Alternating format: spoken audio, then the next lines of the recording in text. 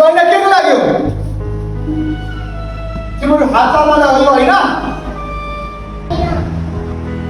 किन हात किन लाउँछु तिमीहरू मेकअप गर्न लाग्यो होइन तिमीलाई अबदेखि कसैले टच गरेछ ऐनालाई यस्तो कुर्छु नि म जानेछु म पानी खान जाँदैछु सबैजना राम्रोसँग प्र्याक्टिस गर्ने ओके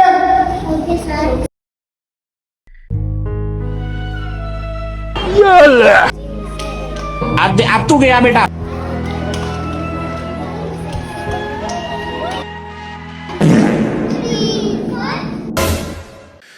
उठा ले रे देवा